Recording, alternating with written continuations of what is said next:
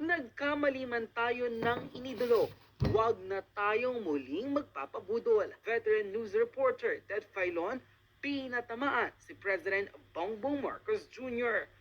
Umabot na sa mahigit sa 5 million views across social media platform ang naging patama di umano ng veteran journalist na si Ted Filon sa administrasyon ni President Marcos Jr.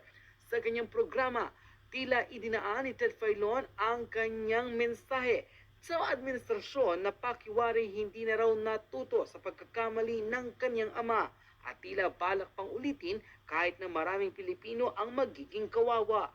Tunay nga raw na noon pa man ay dapat nakinig na sa dating Pangulo dahil kung nagkataon, hindi raw sana nabudol ang mga Pilipino.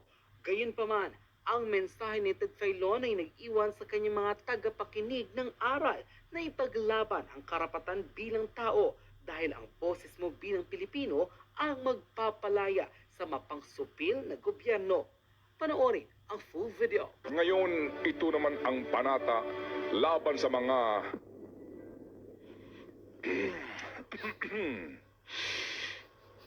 nambubudol sa Pilipino.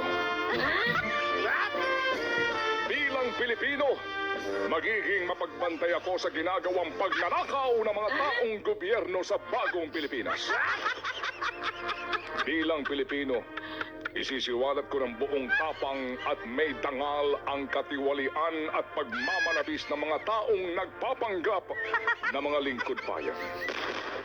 Bilang Pilipino, iaalay ko ang aking lakas, talino at kakayahan sa pagmumulat sa kaisipan ng mga tukhang pinagmamalabisan at nililinlang ng mga taong nasa likod umano ng sinasabing bagong Pilipinas. Bilang mga Pilipino, magkaisa tayo sa paggising sa lahat ng mga nabudol at bilang mga Pilipino na nagmamalasakit sa kalagayan ng mga nagdarahop na mga maralita nating kababayan, sabay-sabay tayong sisigaw na may buong tapang sa mga kabulastugan ng mga opisyal ng bayan. Sabay-sabay tayong sisigaw ng sigaw ng sambayanan.